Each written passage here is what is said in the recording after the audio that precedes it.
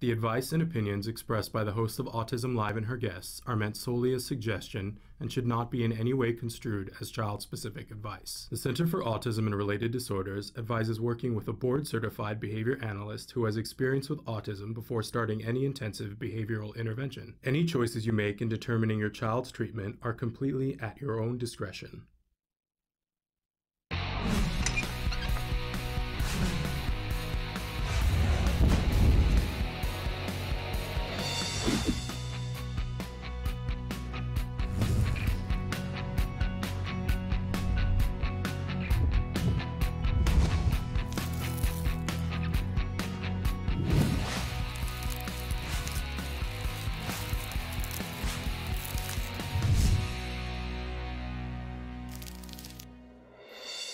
Good morning and welcome to Autism Live. I'm Shannon Penrod. We're webcasting to you live from the Center for Autism and Related Disorders headquarters in Tarzana, California. Welcome to the show. We're going to be with you for the next 2 hours talking about autism from a 360-degree perspective. I love being able to say that. You know, there are so many different things that become involved when you have a member of the family who's diagnosed with autism. Certainly there's treatment options that we will discuss, but there are other things in it as well, not the least of which is your emotional life and your financial life. So all of those things, we discuss those here on the show. The show is fully meant to be interactive, though. We hope you will participate with us by asking questions and weighing in on some of the things that we're talking about, letting us know how you feel about them. So Kelby is going to show you some of the different ways that you can be in touch with us here, while I'm going to remind you that our homepage is autism-live.com. When you go to that page, there's a lot of different things to do. I most especially want to encourage you to sign up for our email list. When you do that, it means that you're only going to get information from us that's going to help you to be able to access the things we do on the show in a better way. And with the holidays coming, we definitely, I know I've been promising you for a while, but we've got some coupons and things to be able to help you with things that you want to purchase coming in that newsletter. But we hope that you'll participate in all the different things that we're doing here in all the different ways, whatever actually suits you. You don't have to participate in all the ways. That sounded ridiculous. But I know, and I always like to tell you at the start of the show, that we have lots of experts on the show. I'm not one of them. I'm a mom, and I know that in the first, well, it's still, even now, with my son who's 11 on the spectrum, he was diagnosed at 2.5. There are things that work for me personally that don't work for somebody else. Nancy Allspot Jackson comes in and we share an hour here on this show together every week. And we have kids that are roughly the same age. Her son's about 1.5 years older than my son. And we live in roughly the same area, in the Los Angeles area. But we consume information and we attend things in a very different way. And I think that you do as well. So we wanted to make this as open a format as we possibly could, so you can drop in when it suits you in the way that it suits you. If you want to watch on your phone, you can. If you want to listen in the car, you can. And all the different ways that there are available to view and to listen to the show are free. So I hope that that helps you guys on your journey, because that's really what we're all about here. So also want to remind you that there is the live feature when you go to the homepage, autism-live.com. You can watch the show live if you happen to catch us during that window. It is from 10 a.m. to noon Pacific time, Tuesday, Wednesday, Thursday. But if you need to watch it recorded, you can. We're on the YouTube channel, and also on that homepage, you can click on the playlist and be able to watch all of the most recent shows. But to the side of that is the live feature. That's the series of white boxes. It says your question, and Shannon is answering right now. And a lot of times it's not Shannon answering it, right? But in any case, you put your cursor in the one that says your question, you start typing, you hit enter, and that's what seals the deal. And that's it alone. You don't have to log in. You're not going to fill out any application form. No one's going to ask you for a credit card because it's totally free. You don't go on some mailing list because we don't know who you are, right? And we wouldn't do that to you anyway. So I hope that you will utilize that feature in the way that works well for you. You know, I always remind you that if you're tapping into the live show, ask your question early in the segment as opposed to late, because it takes a couple of minutes for the satellite to beam down and give us the information. And so I don't want our experts to miss your question. If you're sending a question on the live feature about something that you watched in a recorded show, make sure you reference who the guest was and what it was that your question is specifically about. All right, so all of that, we hope that you will participate, because that's really why we're here. And I mentioned before, we do have lots of experts. I'm not one of them. So you might ask yourself, why am I here? I ask myself that on a regular basis. Why am I here? You know, I'm here because I'm really deeply passionate about it. As I mentioned, I have a son who's on the spectrum, and on that first day, what I knew about autism wouldn't have filled a thimble. And I was having to run to catch up, and I didn't have, no one has the bank account stored to deal with autism. No one does. Oprah can't afford autism, okay? So, and if Oprah can't, we can all forgive ourselves for the fact that we can't. But here's the deal. What happened to me is I learned along the way from other people, and I promised those people that I would pay it forward. So I have a very sacred trust that I have to be here to pay it forward and try to connect you with information. And I know that probably sounds like lip service, but if you have the opportunity to talk to me, it takes you 5 seconds to realize, oh gosh, she's kind of serious about this. I really, really am. I want to be able to help you, if I can, get to those resources and things that can help you with what you want to do. Not with what I did, because this is not one size fits all. We want to help you in the circumstances that you are in your very individual lives. Whether you're a parent, teacher, or practitioner, and you're trying to make a difference in somebody's life who's on the autism spectrum, or you yourself are the person who's on the autism spectrum. We know that progress is possible. We know that there's all kinds of things that are out there to help you. There aren't enough. We're not going to argue that at all, because we're right with you on that. There isn't enough. But let's utilize what we have. Let's put our voices together, put our hands together. Together we do this. And you know I love to feature people on this show who saw a need and decided to fill it. I know that there are people out there who are watching who are going to move and shake this community. You're going to find your place in this community and what it is that you're going to add to the conversation. But first, you're going to help the people in your life, and then you'll get around to that. And I'm excited to meet you on that path. Okay, we like to start every morning with something that we fondly refer to as the jargon of the day, the jargon du jour, as I refer to it. This is when we take on one word, one phrase, one acronym, and we try to figure out just what in the heck are people talking about. We've all been frustrated at some point in that moment of despair where you finally get around to saying, I need some help. And somebody says, oh, we'll be happy to help you. And then they say a bunch of words that you don't understand. And you don't know whether to run, scream, or cry. I've told you, if you watch the show at all, you know that for the first 2 years, I was militant about, you're not going to use those terms with me. You're going to put it in plain English so that I can understand it. And then what I discovered was that I was wasting time. That if I took a little bit of time every day to get educated in these terms, and believe me, I'm still working on it, I could get things done faster. And honestly, that's what it's all about, making progress as quickly and efficiently as we can. This saves you time and money. Know what these jargon terms mean. So we give you the actual definition, and then we give you a working definition, and we sometimes like to make fun of the actual definition because we have to have something reinforcing about this. Right? Okay, so our term today is ABA. And this is something we talk about all the time on the show, and I'm frequently reminded by others that we get new viewers who come in and they go, I don't know what that is. Just a couple of months ago, we went and participated in something called Stephanie's Day, a really amazing event that happens on the back lot of CBS, where people from all over Los Angeles come, and it's a resource fair with a bunch of different organizations and businesses that are there that help with autism and other special needs. And it's really, really a lovely event, and it isn't known far and wide as an autism event.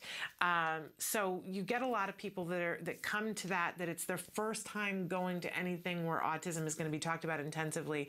And I was shocked, folks, to realize how many people there had never heard of ABA. And it just reminded me that we have to keep talking about this, so that if you're new and you've just tuned in and you go, I don't know what that is, because there was a day when I didn't know what it was either. There's no shame about that, but we have to keep educating ourselves. So what is ABA?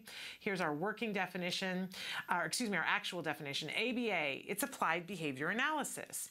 It is the application of the principles of learning and motivation from behavior analysis. Oh, goody, because we know what that is. It employs procedures and technology derived from scientifically demonstrated principles of behavior to increase socially significant behaviors and decrease unwanted or inappropriate behaviors. And this is one of those definitions that I really like to make fun of. You go, what? I'm sorry, I understand what almost all of those words mean, but together, what? Hello? What does this mean for me if I have a child on the autism spectrum? So let's take it to the working definition. The working definition, it's a proven method of increasing teaching desired behavior and reducing unwanted behavior. So sometimes we let it be really complicated, right?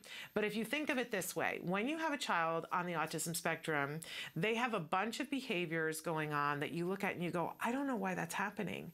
And it feels like it's happening randomly. And sometimes we look at those behaviors and we go, they're doing something weird because we don't know what it is and we don't understand what it means.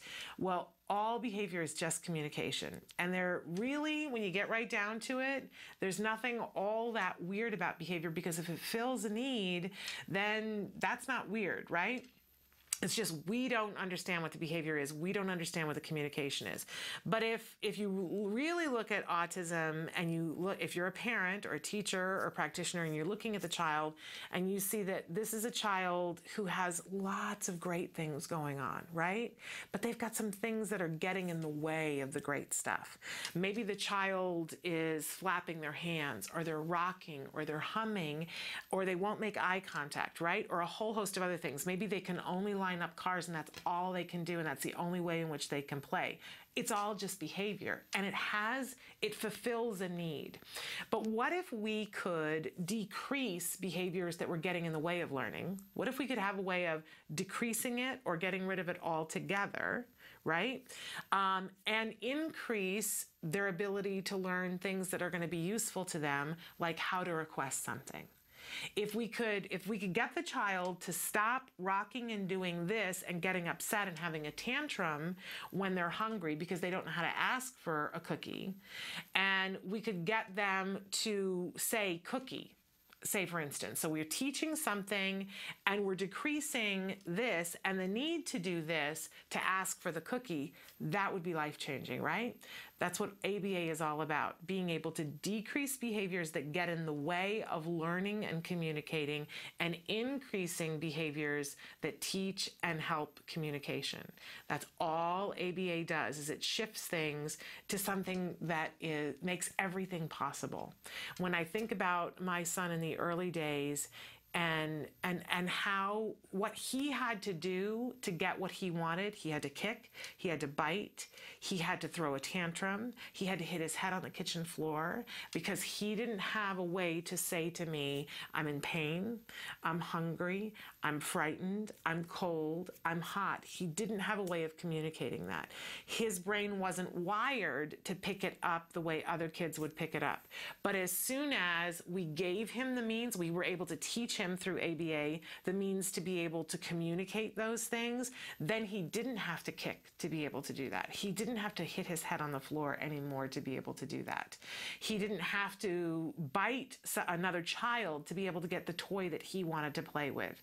So I just picture those two things about, challenging behaviors, we were decreasing those, and increasing teaching and learning. It's upending your whole situation. And if you're in a moment right now where you're feeling like your life is upended because you've got the reverse going on, then ABA is the thing that really turns it all around. And it is scientifically proven, and it is scientifically proven to be effective with our kids on the autism spectrum. But I don't want you to misunderstand. This is not a science that was invented for autism. It wasn't. It just happens to be effective for all of our kids. There are lots of different therapy things that we'll talk about on this show, lots of different things that we can do with our kids, and sometimes, something like being able to go surfing is very rewarding for one child, and it's exciting to them, and it's something that they want to work for, and they're thrilled and they're motivated when they're getting to surf. There are other kids that they don't want to surf, and it's frightening for them, and it causes them to shut down, right? So, you know, not everything is going to work for every kid, but every kid using the principles of ABA can make progress. And it's not just kids either. It's adults as well, and teenagers as well. And again, it's not just individuals on the autism spectrum. Businesses use ABA. Olympic athletes use ABA. So I want you to know what it is, because it's one of the first things that we encourage you to get. If you have an individual in your life who's been diagnosed with autism, get ABA. Learn the techniques of ABA. Get an ABA expert like a BCBA, a board certified behavior analyst, and start using the principles of ABA to make your life better. It's a great, great thing. Okay, so we always have a question of the day for you. And our question today, my iPad is so slow today, but our question today is, what therapy would you like to try that you haven't been able to try? What's on your list of things? It could be a biomedical therapy. It could be an intervention that you want to try, something, doing art with your child. What's been, most autism parents have a list at some point that they make well, I want to try this, and I want to do this, and I want to do this. What's on the list that you haven't been able to try? We're going to check in with you a little bit later on today to see what kinds of things that you guys wrote in about. We also always have a topic for our week. You've probably already guessed by now what our topic this week is. We're talking about early intervention. And as I said on Tuesday, when I say early, I mean now. So often we get hung up with, what is early intervention? I didn't get it early enough. I'm too late. I missed the window. These kinds of phrases and words are of no use to us whatsoever. All they do is slow us down. Let's talk about now. Is your child getting quality ABA now? If not, early is now, right this minute, not next week, not next year, not some other time. We have to work it out so that it's happening right now. We know that the sooner we start, the better the possibilities of our outcome. So if you've got a 2-year-old and you already know that you're behind on, and you may not even qualify for a diagnosis yet, but you know you've got an older sibling and you know you're already behind, start now. Start now with ABA techniques, and I'll tell you a little bit later about how you can do that yourself. But if you have a child who's 8 and you say, oh, I missed it, I didn't know, nobody told me, or they told me and I didn't know how to afford it, we didn't have the funding for it, I missed it, you didn't miss it. It's still here. The progress is still here. But every day that you beat yourself up and say, I missed it, is a day you miss. Let's not do that. We can mourn the time later on once you've started ABA, and I'll be happy to sit and hold your hand while you mourn it. I think every autism parent mourns all the days before they started really quality ABA. But for those of you who have teens and you have adults who are on the autism spectrum and you say, but it's too late for us, I will tell you that is a lie. Whoever said that to you is not telling you the truth. It is never too late.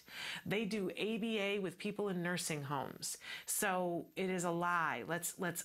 Early intervention is now. Now, with whoever it is, wherever point they're at, we can all make progress now. So let's get on that bandwagon. Now, some of the different things that we're going to be talking about today, we've got our amazing guests. First, Dr. Adel Najdowski is going to be with us. We call that Real Progress with Dr. Adel. Then we're going to have a little bit of autism news. I've got some good stories for you and some things that we just want to be aware of. And then we have Dr. Jonathan Tarbox. He's going to be answering some of the questions that you guys have written in this morning, and hopefully a couple of questions from yesterday. So all of this and ever so much more, we're going to take a break, and we're going to be right back after these messages. Hi, Lisa Ackerman back with Talk of Facts. Questions, real life questions and answers for the autism journey. Oh, are you ready for this one? Talk to me about puberty. So what I would recommend is, first and foremost, is the kids that have done the therapeutics, the medical, and the dietary allergen removal interventions tend to have an easier time at puberty. Seizures are really common for children on the spectrum, more than neurotypical populations, and they're especially most common right at or about puberty time. So it's extremely important, even if you have a 10-year-old, that you've already done an EEG, that you consider before they go through puberty to get a second EEG done. Just because you have one clean EEG with no abnormal brain activity or seizure activity, you need to do another one prior to puberty. That's one of the most common calls we get with teens on the spectrum, is they are often experiencing a seizure for what their family thinks is the first time. And the third thing is you're gonna have a teenager, so you're really gonna have to kick it up a notch on those life skills, social skills, and getting your kid ready to be that teenager they need to be. So if you're doing that baby thing, and I know you are, where you're maybe making their lunches or helping them with laundry, we need to start bouncing some chores over to those kids. And we also need to increase social environments where they can be successful. So think about it. We've got 3 really important things that we need to look at. Puberty is a very serious issue, and we take it very seriously. So make sure you have all of your therapeutics, medical, and dietary interventions in place. Consider to do another 24-hour EEG with your physician prior to puberty. And the third most important thing, get ready to raise the bar. Your job is to really get them ready for life. And I know you can do it.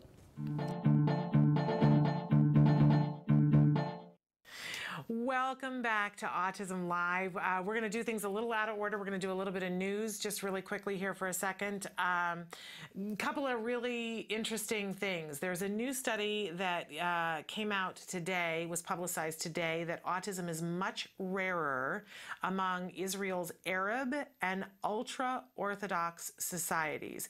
We hear about so many things happening in that region where there are so many disparities there and where they cannot connect, but clearly this study is showing that there is something that both of these communities are doing that is lowering their incidence of autism. So the study was actually presented at a conference on Wednesday at the Israeli Association for Child Development and Rehabilitation. It's based on a data bank of about more than 100,000 Israeli children and teenagers, and it found that autism is 2 or 3 times less common among Arab and, again, ultra-Orthodox children compared to those in the secular and national religious communities. The scientists, of course, immediately people were asking, could it be that it's being underreported or undiagnosed? But the scientists in this particular study feel that that is not accurate because they found the same thing in other pockets, and that would not account for underreporting. So when asked what they think might be causing that, they did report that in these 2 communities, people were having children younger. We already know a study that came out a couple of years ago from Israel reported that the age of the dad has a correlation between your incidence of autism as well. So they might be predisposed to think about that, but clearly it requires more study. Dr. Michael Schertz, who is a child neurology and development specialist and the chairman for the association, together with Muhedith Health Maintenance Organizations and the director of child neurology, said that this study was based on 450,000 children and youths up to 18 years old, and they were in an HMO. So he said that the average rate of autism in the ultra-Orthodox society is 2.5 cases per 1,000 children, which is significantly lower than what we find in other populations, and about 3 cases per 1,000 children in the Arab community. In contrast, in secular and national religious communities, the rate is 5.5 to 9 cases per 1,000 children. That is a significant difference. And of course, we're going to be listening for more information about this, because we're always looking for how do we lower the incidences of autism. Also, some other, I think, really great news. We're hearing this morning that the Saudi government, for those of you who are in Saudi Arabia, Saudi government is pledging that they are going to bear the cost of treating kids with autism and Down syndrome at 100% moving forward. In the past, they were covering it at 50%. But as of today, the Ministry of Social Affairs has said that, and this is coming from an official working for them, that they will bear the cost of 100%. He says there are about 6,000 children with severe disorders who are unable to benefit from education in the government or private schools. The ministry will pay the full cost of their rehabilitation in special centers inside the kingdom. The official made it clear that the ministry's offer will not include children who are taken for rehabilitation abroad. So, again, he says the ministry will bear the full cost for the rehabilitation of autistic and Down children in the day centers that are licensed. Very, very interesting. He says we will supply our children with special needs with a total of 4,500 special cars to use in their transport. So they're not messing around. They are getting this done. Okay, and this comes to us from the Saudi Gazette. And then our last story today, and Kelby has a picture that I want him to put up. I got so excited about this story today. Gun High Senior publishes children's book on autism. So there was a class, and you know, I used to teach for a brief period of time. I taught high school English, and usually sometime between 10th and 12th grade, it's required reading for Maya Angelou's book, I Know Why the Caged Bird Sings. One of my favorite books, okay? I get chills thinking about it, the lovely Maya Angelou. And they had an assignment at this Gun Senior High where they had to write something about a superhero based loosely on this book, I Know Why the Caged Bird Sings. So this one high school senior read the part, there's a part in it where Maya Angelou, it's because it's the autobiography, it's one of the series of biographical books that she did. She writes about wishing that her mom can turn into a superhero and convince a dentist who doesn't want to work on Maya Angelou's teeth because of the color of her skin to change his mind. And that really touched this high school senior who also happens to be on the autism spectrum. So she wrote a children's book, and you see it there, Autism plus Awesome equals Autism, which I can't wait to show my son. I think he'll think that that's really cool. So it's by Emily Nelson, and you can see that the art is by another Gun senior, and she self-published this book, and a little bit later on this week they're going to be launching this book. Very excited. You can get it on Amazon starting today. We want to support this young woman, and I want to say yippee hooray to the English teacher who gave this assignment. What a great, great assignment, and look at what the power of one can do. Look at what this lovely young lady did. So we hope that you will check this book out on Amazon. And by the way, whenever you buy something on Amazon, go to their Amazon Smiles program. You get to pick a charity that benefits from anything that you purchase from Amazon from now forward, and you can pick. When you find out you're having a boy, you always think like, oh, he's gonna play football, he's gonna do this and that. And then when he's diagnosed, all those things get washed away. It's like that piece that's always in the back of your mind, you know, where is he, what is he doing, is he safe? We really didn't know what we were dealing with. I wish that they could have directed me a little bit more and provided me some information. I was a young mom. I didn't know what it was like to raise a boy, despite a boy with autism. Hundreds of thousands of families are not getting the help they need for their children with autism all around the country. ACT Today is determined to bridge the gap. These families really have to go through a lot to get a grant. The application process isn't easy. The records, the diagnosis proof, they're really battling for their kids. So when we can give them a grant, it is so wonderful to see that they succeed in getting that help for their children. Our founder, Dr. Doreen Graham-Pichet, is an amazing woman, and she is one of the world's foremost authority on behavior of children with autism. She's extremely knowledgeable, and she oversees every single grant we give. She is part of that process. People may think of autism care and treatment as simply schooling or therapy, but you know, we provide important safety supports, things like fencing, for example. The whole family's living in fear of that child running out into traffic.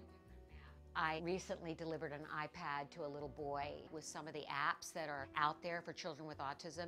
Miracles happen. I got the iPad from ACT. from ACT. What did it say? Can you repeat that, Dustin? I got the iPad from ACT. We have helped so many military families, and when I think of these brave families that are fighting two battles, one to protect our country and one for the right treatment and care for their children, it breaks my heart, and I think we have to do more as a nation to help them. There's not a day that doesn't go by that we don't think about it. Some people say, oh, he's normal. You don't see the battles that I see every single day.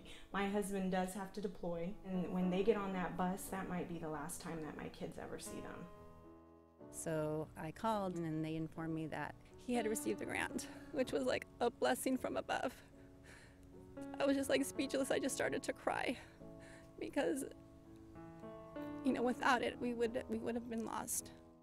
The ACT grant was a total miracle. Without that, we wouldn't be able to receive the service dog. So we're so appreciative what they've done for us as a family.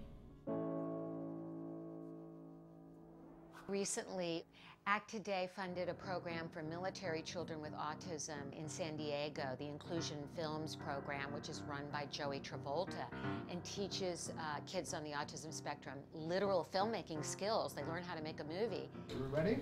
There you go, got it. Okay. Everything that goes into the process of making a film goes into everyday life. So they're learning life skills, they're learning to collaborate. It was really nice to know how much they were enjoying this camp, and they're with people who are supporting them and are making them feel great about themselves and their differences and their similarities. And I get two kids that are working together and apart and together and apart, so it's an interrelationship as well as a camp and a learning experience. It's so fulfilling when I get letters. One stands out for me, a boy who was 14 with Asperger's, and we gave him a grant to go to a drama camp. He wrote to us and said, "Dear ACT Today, thank you for letting me belong for the first time in my life." These kids are remarkable. You know, we underestimate them. They're so knowledgeable, they're so capable, and we can change the life of a family, which means changing the life of a community.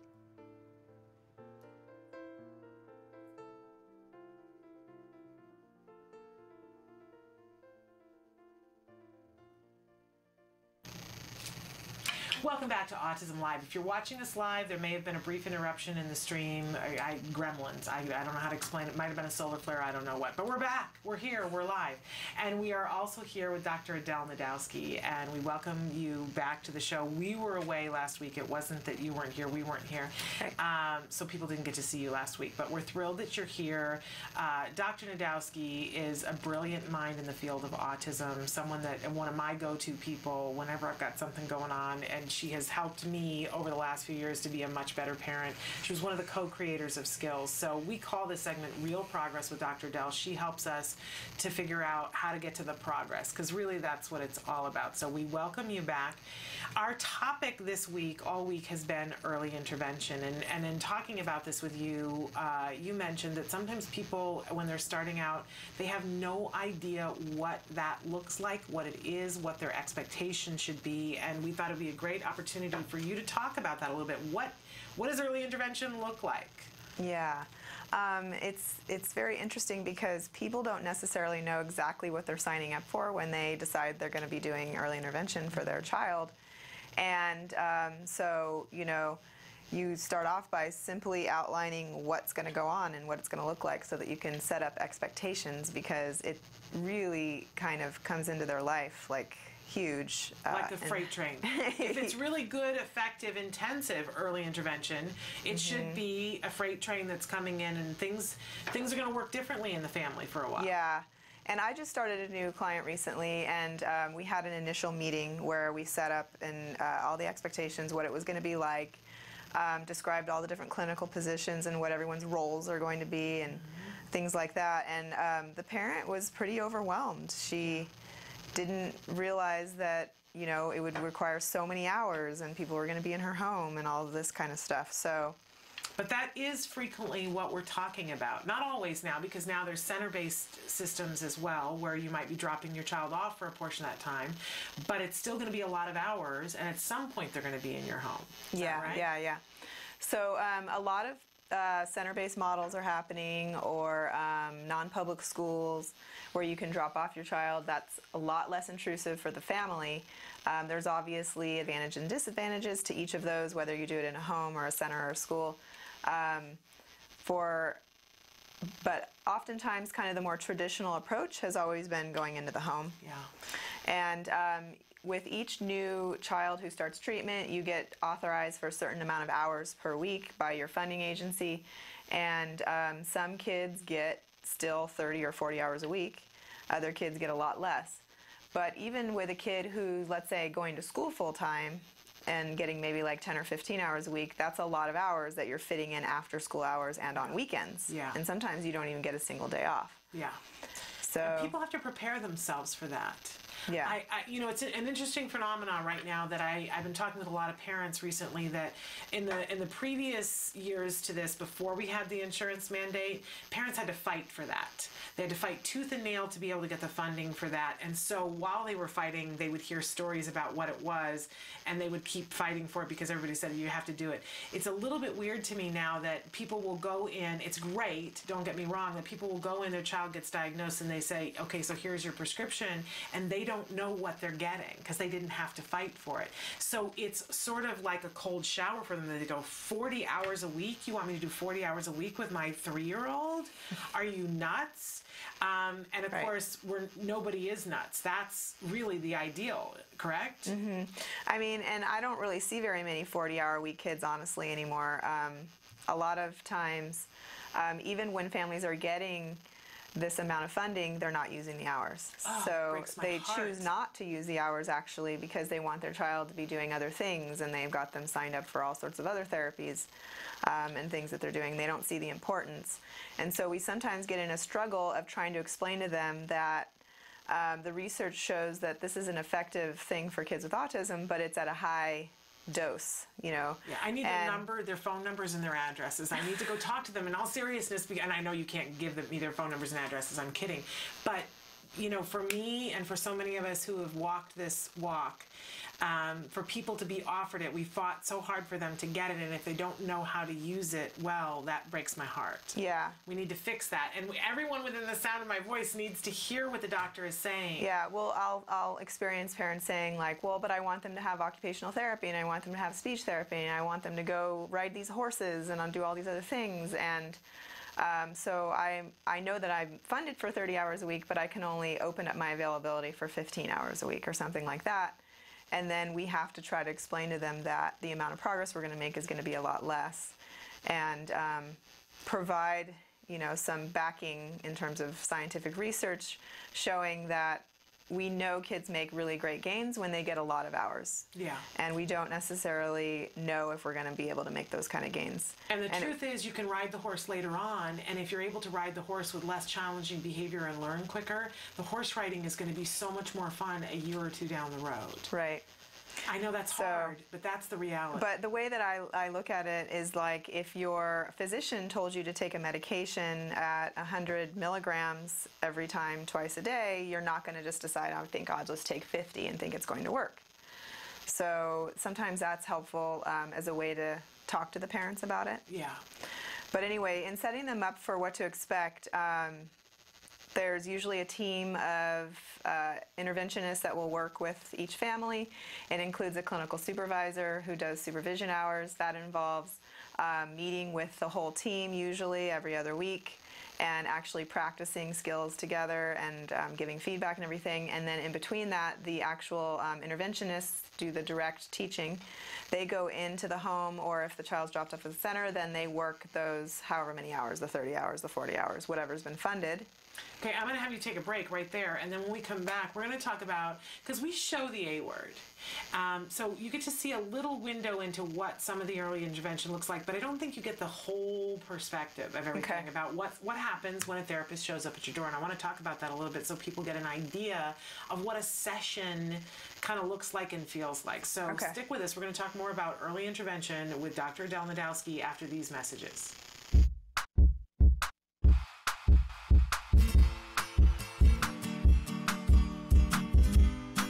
Hi guys, welcome back to Smarty. This month we're going to be creating a popsicle puzzle.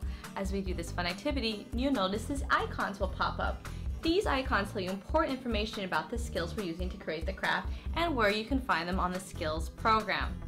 Skills is an ABA-based tool that helps parents create a curriculum that will help their children that are on the autism spectrum. Well, let's get started. The materials you'll be needing are popsicle sticks, tape, and arts and crafts materials. So step one, you're gonna take your popsicle sticks and lay them down and cover them with tape so they don't move around.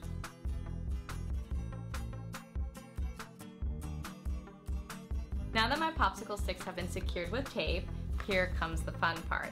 You're gonna take your arts and crafts materials, they can be paint, markers, whatever you have, and then you're gonna decorate this with a beautiful picture.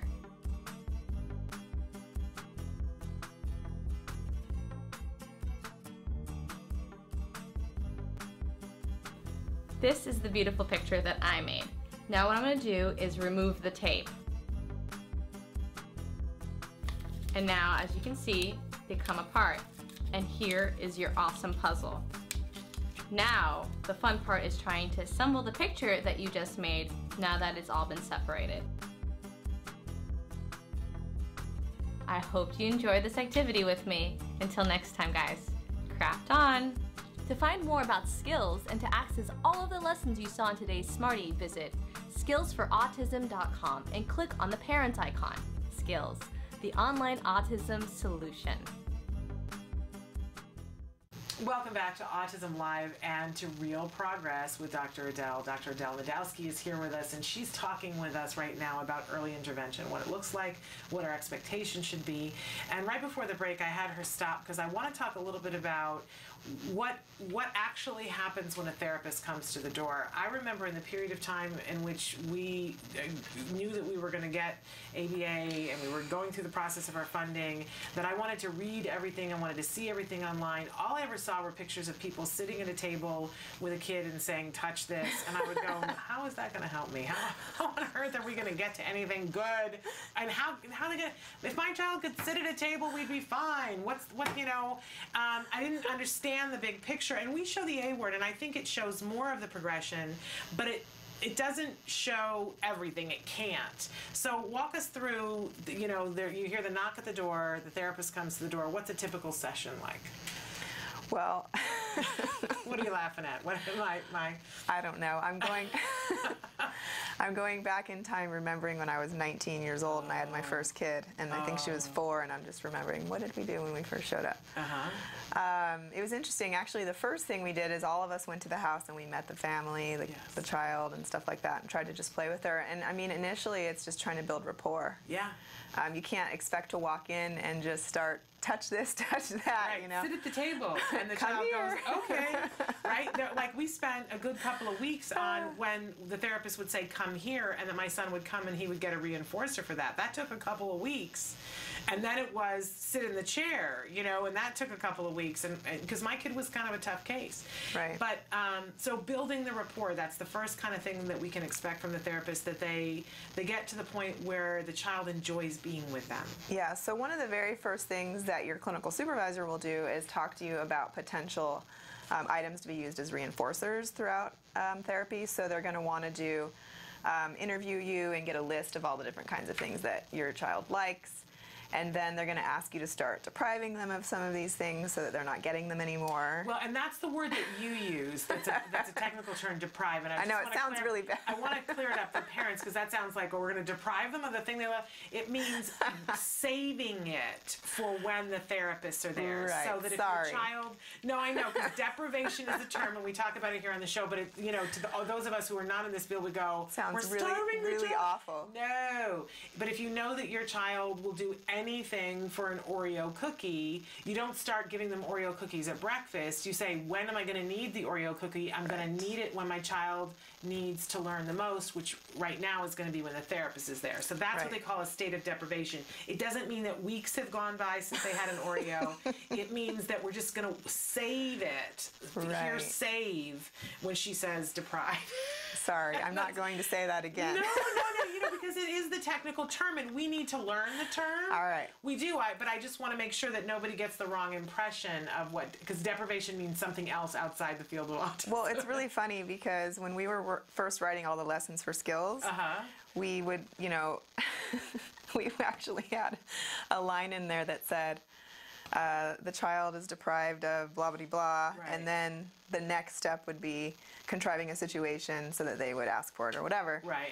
And we realized later, like, wow, that just sounds horrible. I think a parent asked, like, well, what do you mean? Like, what am I supposed to do? I would have had a cow and been like, deprive the child. I thought this was the thing where we're rewarding the child. Deprive the child. Right. Yes. So we went back, I think, and we reworded some of that stuff. Okay. To, like, they haven't had access to it for a while. Right.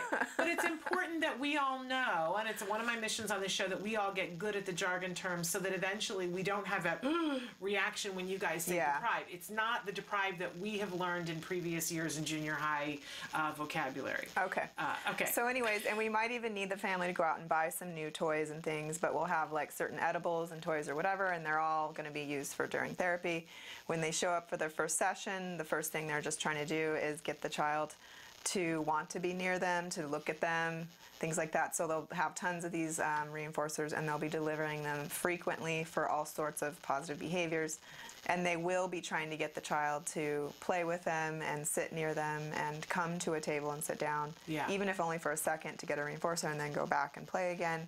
And when we talk about early intervention, we're probably talking about kids that are little, but I want for our families that are watching that have older kids to understand that while it changes slightly in that the reinforcer is different and the way that they go about getting the person to play is different. If you have an 18-year-old who's starting therapy, they're still going to come in and try to do rapport, but they're going to come in with a computer and an iPad and ask that 18-year-old, what kinds of things are you into?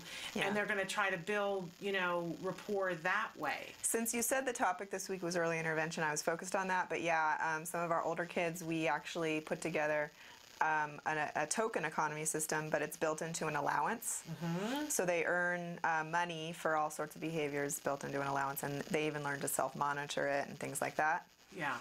Versus we have other teenagers who are not like that elaborate, but they're getting iPad usage or getting to watch YouTube videos that they want to watch and things like that. And it's really sort of fill in the blank. I mean, there's a structure and there are tools, but the tools are making sure that the child has or the individual has access to things that they will find rewarding, and pairing that with the therapist so that when the therapists are there, they think that this is a period of time in which I'm safe and I want to learn. Whatever that's going to look like for that individual child.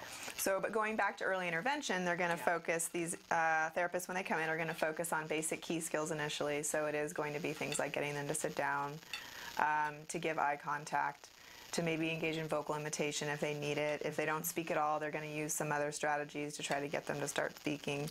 Or also implement some other picture exchange communication systems, which now a lot of that's even on the iPad, which is really nice. Because the iPad can speak for them and things like that. So some kind of functional communication. Trying to basically find out ways that they can teach the child to communicate their basic needs and their basic wants. That's when things start to turn around. When you can communicate your basic needs and wants. And basically figuring out, are there any challenging behaviors that we need to work on that might be interfering with them even being able to learn at this point. And typically most of those challenging behaviors are happening because the child needs something to communicate. So they can teach them a different behavior instead for that, and then it usually just can go away pretty easily. But also a lot of these kids engage in a lot of stereotypies, so that's can be interfering if it's really at high levels, and so they might need some interventions for that as well.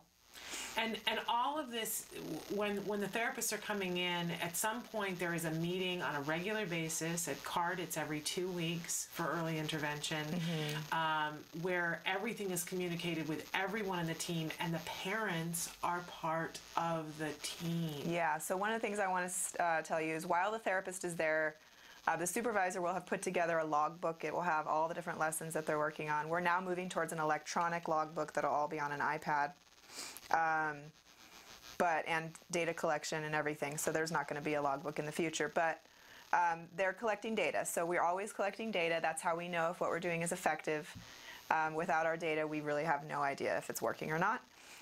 And so you'll see them doing that, and then at these bi-weekly meetings, everyone comes, including all the therapists. There's usually also a senior therapist on the team. The senior has a little bit more responsibility. They help to make stimuli or picture cards or different things that we might need, token boards, whatever. They kind of assist the supervisor with these types of tasks. And they also might be the person to introduce new items into sessions and report back to the supervisor how things are going and stuff like that. I always think of them as the person that connects, because they're coming to the home, but they're also talking to the case supervisor. You can, as a parent, talk to the case supervisor too, but they're talking on a more regular basis, and they're like a liaison between the family and the case supervisor until that next clinic comes along. Right. So during those bi-weekly meetings, we call them clinic meetings, the family with the child and all of the therapists and senior therapists and supervisor are there. And the supervisor will ask the different therapists to implement certain lessons in front of everybody, and then provide feedback and future direction, so what we're going to start doing differently or next or whatever.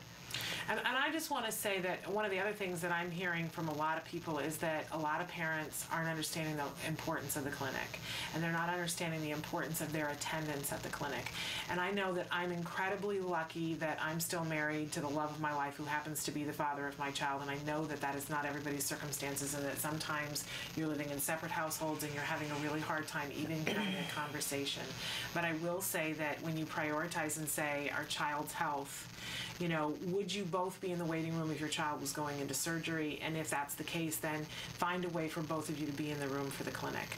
It will smooth so many things out if everybody is on the same page and if you're both on the team. And what that does for the child is unimaginable. When it's possible. I know it's not always possible. And things have really changed. Like back when I was first doing this kind of stuff, the parents were there and they were involved, and we used to give them homework assignments, basically to work on things that had already been mastered around the house now and stuff like that.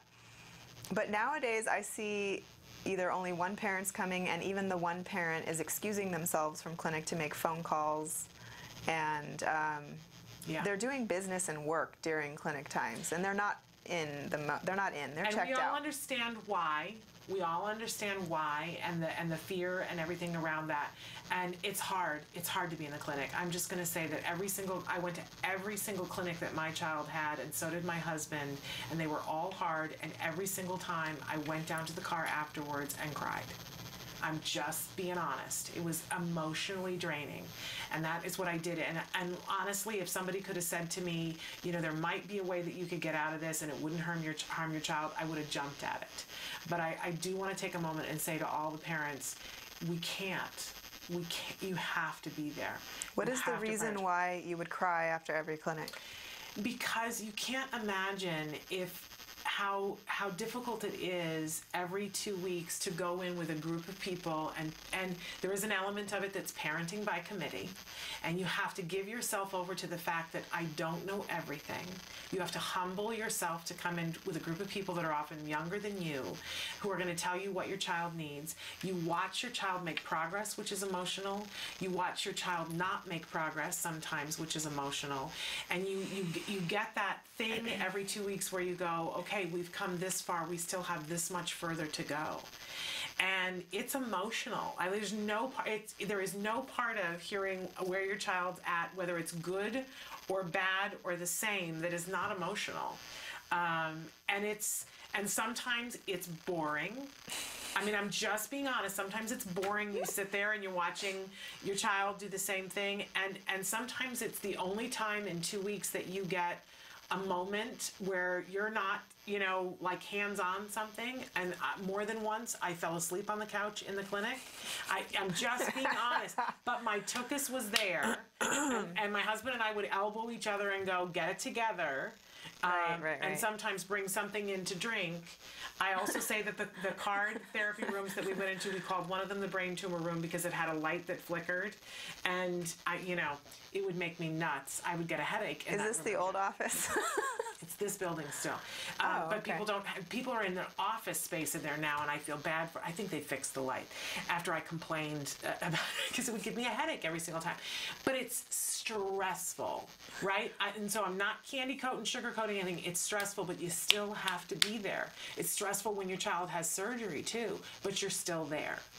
And I think it's on the same par. It really is. So I'm sorry. It makes sense. No. I asked that because I want to run my clinics better, so I want to know what things are difficult for you. It's emotional. One thing I think that must be very annoying for families is when their clinicians use jargon. Well, and you're sitting there going, I have no idea what they're talking about. Yeah, and I would always suck up time in the clinic because I would make them explain it to me right then until I learned maybe I should take the time and do that outside so that I'm not taking up clinic time. Yeah. Which is why we have the jargon of the day. Right. But I had a great team, always, and it was still hard. It was still hard. So I'm just going to tell you, sometimes in life we have to do really hard stuff because we care deeply about our children. And then I'm going to go cry for a couple of minutes about this because that really is the truth. We have to care hard enough to do some of the hardest things we've ever had to do in our lives. And you still have to suck it up and do it. And then you can come back to me and I'll hold your hand and we'll cry about it and go, oh, it's hard. But I'll tell you what's harder is not doing it and seeing other kids make the progress and your kid not doing it. That's harder. That's harder. Yeah. And I shared with you last week that I had that moment. And I have not shared it on the show, but I was at a thing with my son, and my son was there with a bunch of neurotypical kids, and there were 2 schools of kids that were there that were from an autism program. One that was older kids, and one that was the little itty-bitty ones. And it was during a 9/11 ceremony, and my son was in the middle, so I'm looking at my son, and there's the flag, and there are all these first responders there, very emotional to see that, right? And then there would be these little noises, and I would look off to the side with the kids who were my son's age and a little bit older, that have autism and have a more severe circumstance than my son has, and the deep appreciation that I got for the fact that my son was standing the whole time. One of the hardest things in the world for him, to stand still during a ceremony that's 40 minutes with nothing to lean on. That's like right in the category of where he would struggle. No behavior. Watching, paying attention the whole time. And I kept looking at him, looking at the flag, looking at him, then looking at the older kids and seeing where my child is opposed to these kids. And then the young ones would make a noise. And I would look over at the young ones and I would realize that half of the children in the young could be where my son is. Roughly half of them statistically, if they get the right intervention at the right amount at the right time. And if they don't, they will all be standing in that other group. All of them will be. But half of them could be standing with my son, maybe more of them, but it depends on me and you. What do? Do we bring them and do we use the full hours with people like Dr. Najdowski? It's our choice. But let me tell you, I stood there and sobbed in gratitude and fear for what if we don't, as a society, make sure that half of those kids stand with my son. And it was so emotional for me, but I was so grateful for people like you and to CARD, because my son surely would have been standing with those other kids. I know that in the very core of my being, he had stood with those kids, and he would be standing with the older kids. So for any parent who's watching, that's the difference. Where do you want your son or daughter to be standing? And you got to give it your all, and it's going to be uncomfortable. All right, I'm getting off my soapbox. Okay, what else do you want to say about early intervention, Dr. Najdowski? I'm sorry. Get me a mop. Anyway. Nothing. You just moved me, and I think they should turn that into a little 1-minute segment piece and just put that on YouTube alone. Okay, well, we'll talk about that. But it's important. Do you see a difference in a child's progress if the family gets really involved? Oh, yeah, I do. I've worked with some families where one of the parents is literally continuing intervention around the clock after we leave, and it's completely effective. And it gets to the point where sometimes I have to ask her, what are we on right now? Yeah. And when we sit down to make decisions, I am not telling her what to do anymore. We are discussing this as a team, and it's a collaboration. And I will ask her first what she thinks. Yeah. And then I will try to shape her behavior into choosing the right choices. There we go. But that's pretty incredible. Yeah, it is pretty incredible, and I salute that parent, and I don't know that all of us are capable of that. I don't think I was capable of that on every day of every, but we have to do our best. Yeah. And that means we don't get to check out, which means you're going to cry sometimes. Yeah, and the one thing I should say is that this is not like, this is a teenager, and this is not like we're doing any sort of sitting down at a table teaching or anything like that anymore. It's more just how do you interact with him every minute of every day so he can get the most out of every interaction. But you know what? I think our audience appreciates you being honest about that, because there are people that are watching that have teenagers who think it's game over, that they already missed it. Right. That they can't turn anything around and get progress going. So for them to hear that there's a mom of a teenager who said, I'm in, I hope that inspires all of you to get in today, to say, as Lisa Ackerman says, it's not game over, it's game on. Yeah. And where am I on the team? I still, on our mirror at home, have a thing that says, our team is only as strong as the weakest player, and I will not be the weakest player on my child's team. I just won't. Yeah. You know, and if that means that I just have to run to catch up after the slowest person, okay, so be it. Right. But I'm going to be on the team. And I invite you to be on the team, too. So, anyway, and we're like out of time. Because I spent all that time being all emotional. But I can't thank you enough for the tools that you've given all of us. And I hope that if people are watching, that they have a better understanding of how important that early intervention is, and that they be a part of it. That's an important message. So I thank you for delivering that and giving me a platform to lose my mind. Anyway, and get all emotional. We need to go now to the A Word, which is an ongoing documentary that's being made by the Center for Autism and Related Disorders. It's a great reference for what early intervention looks like. You're not seeing the whole picture, but if you watch the whole thing, you see a wonderful arc that I think is really, really very true to what happens in a home. They're following a little boy, Jack Riley, who was diagnosed with autism at the age of 2. And at this point in the series, they've been having therapy for about a year. What you're going to see in this particular episode is a new therapist coming in doing overlaps to be trained to know how to interact with children. So take a look. This is the A Word.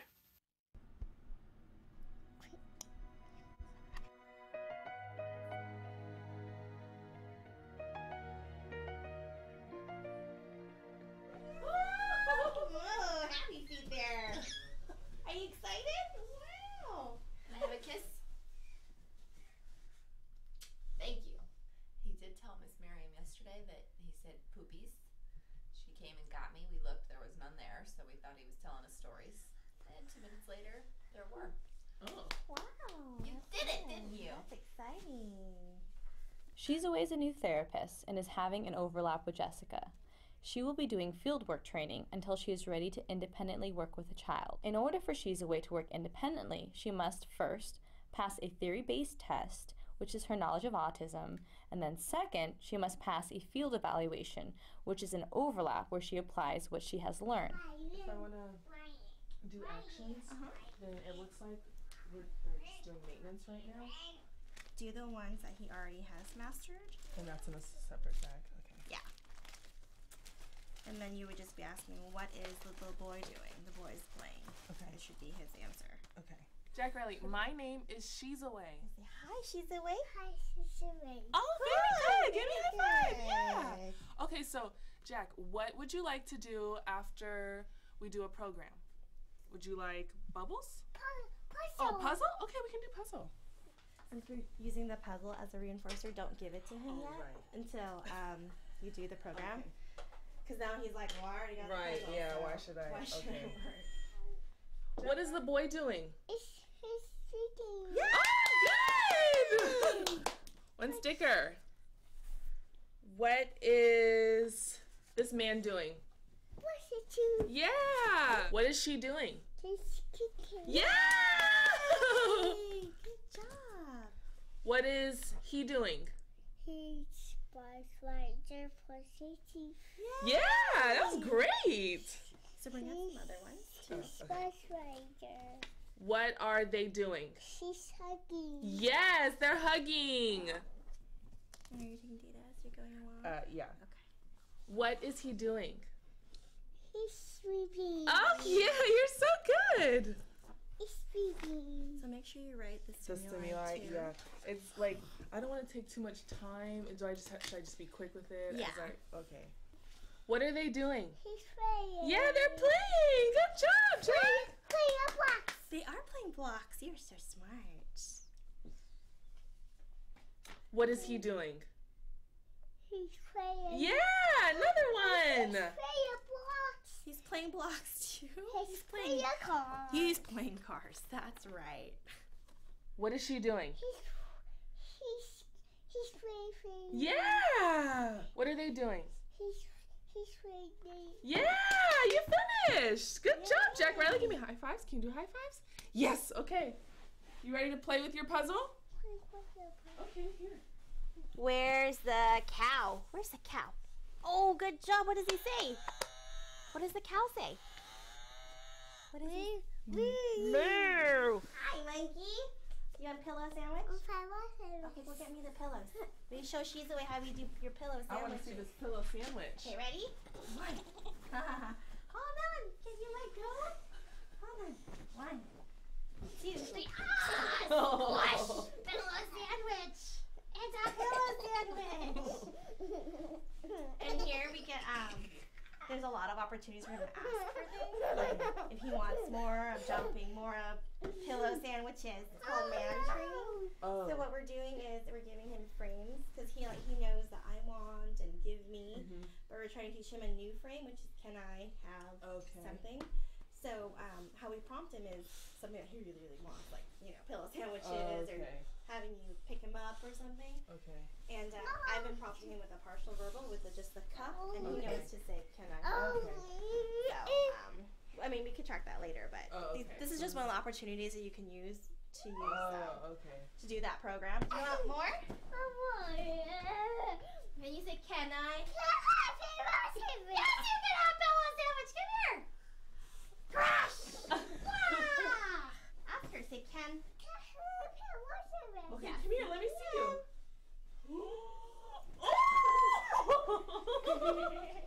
Oh, how fun is that?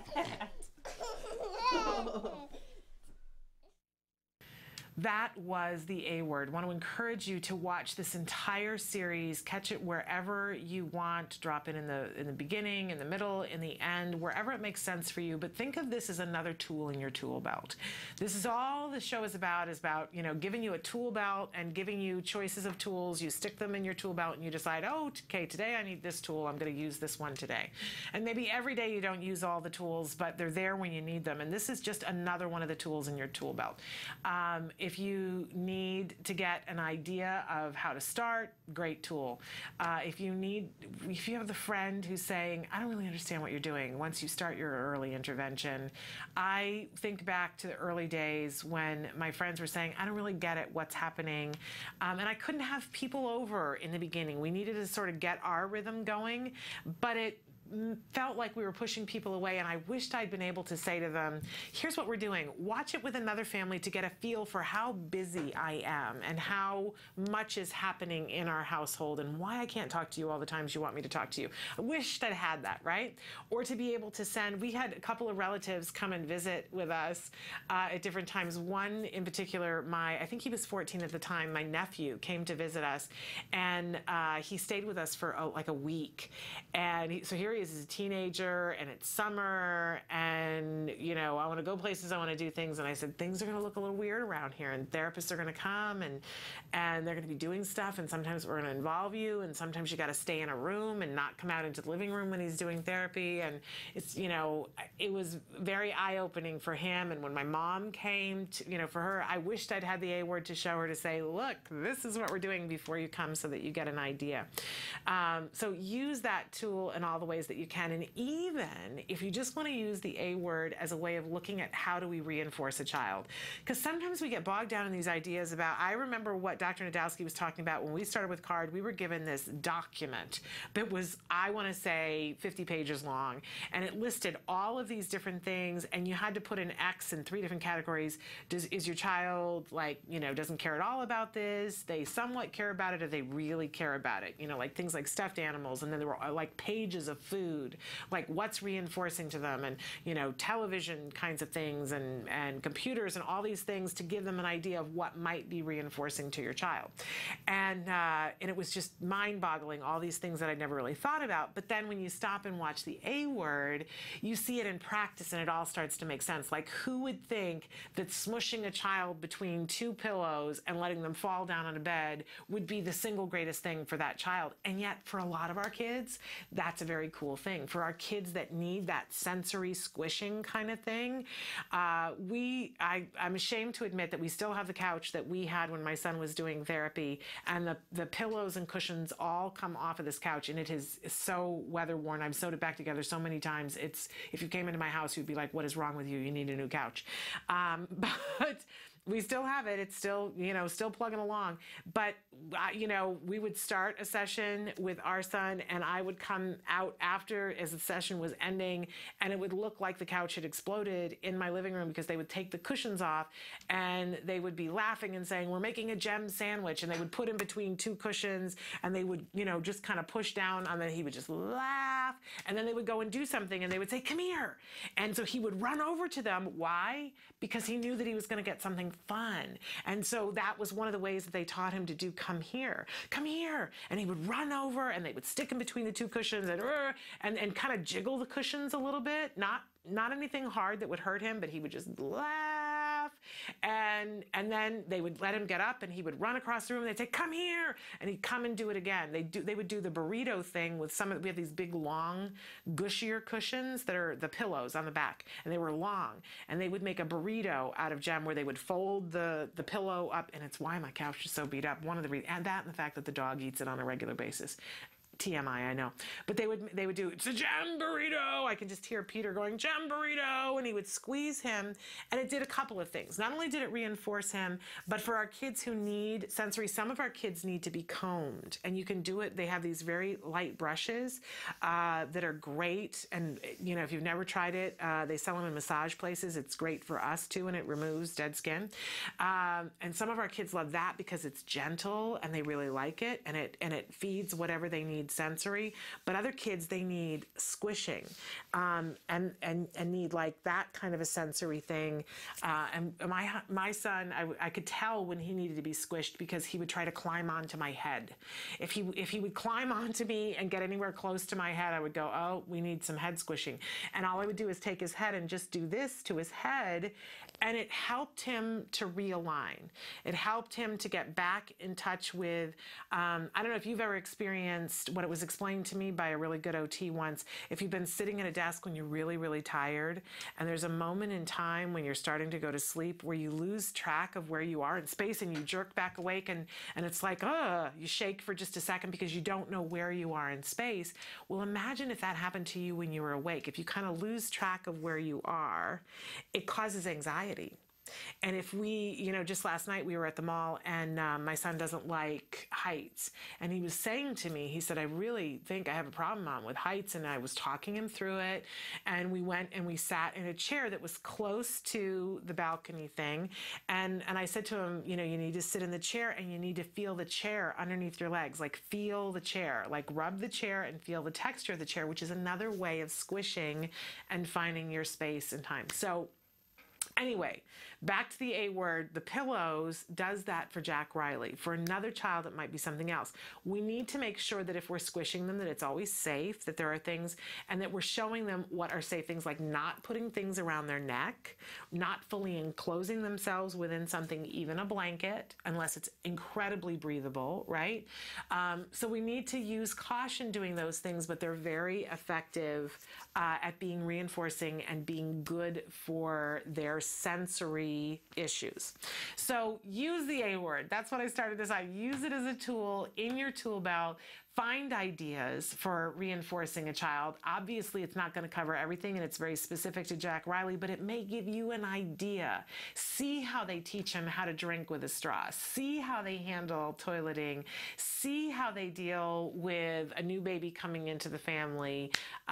It's an amazing array of examples of how it works. So check it out, the A Word. We're going to take a break, and we're going to be back in just a few minutes, so stick with us. Hi, I'm Shannon Penrod, proud autism mom and the host of Autism Live. Autism Live is an interactive web show whose mission is to provide a free resource to the entire autism community and to the world at large. Whether you're watching our live shows on Tuesdays, Wednesdays, and Thursdays, or you're catching up on our free podcasts on YouTube, iTunes, and Roku, we want to provide you with the support you need when you need it, and to give you a little hope and inspiration along the way too. For the mom in Kansas whose child has just been diagnosed and she's preparing for her first IEP meeting, we want to provide you with helpful resources to make that meeting as productive and as stress-free as possible. For the 16-year-old in Bangor who writes to us and wants to know, how do you get friends and keep them? We want to give you support and information to make that possible for you. For the teacher in Calgary who wants to know, how do you get past the challenging behavior and help a child to be excited to learn? We want to give you access to tools and education to make that dream a reality. And for the dad in Wyoming whose daughter is engaging in self-injurious behavior, we want to get you access to experts who can help you to keep your daughter safe and to turn that equation around. We know that autism isn't one size fits all, and we know that sometimes you need resources, and sometimes you just need to know that somebody is listening. We are. We know from the letters that we get from our viewers every day that we can and are making a difference. And frankly, that just makes us want to do more. In our hope and vision, we have so many things that we want to do at Autism Live, like providing a weekly global peer parent support group, educational programs that are designed specifically for children on the autism spectrum, fun and interactive social and vocational programs for our young adults, and resources and information for pregnant women and for women who are about to be pregnant so they can significantly lower their risk of having a child with more disabling aspects of autism. We can do this. We want you to know that we're fighting hard every day to stay on the air and to be a free resource for you, but we can't do it alone. Right now, we're working hard to identify corporations and foundations and individuals who want to support us in this mission, who want to help us to help you. So join us. Watch the show, ask questions, sign up for our free newsletter, and share what you find here freely. It's important that you do. Autism Live, where knowledge is power and hope is our favorite four-letter word.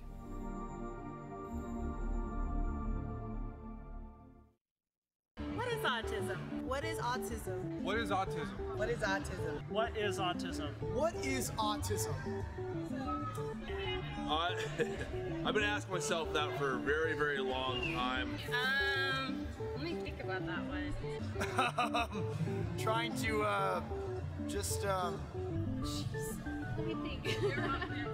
Oh man, that's a rough one. Yes. Autism, Autism is a neurological disorder that affects many of our kids in different ways. It's a learning disability that affects the cognitive functions of the brain. A lot of people have the misconception that it's a disability, and it's really not. I look at it as like a special gift.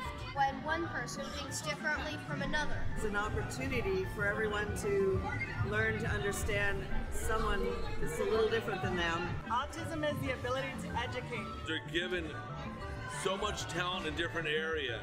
To me, autism means a chance to be with and be around people you really care about. Autism is beautiful. It's a way of seeing the world differently. It's always unique, totally intelligent, and sometimes mysterious. Happiness that comes out of my son's hard work. It's a movement. Unpredictable. That's right. Awesome. Love. The field I want to work in. Laughter, fun, joy. Autism is beautiful to me. I want you to remember these three words. There is hope.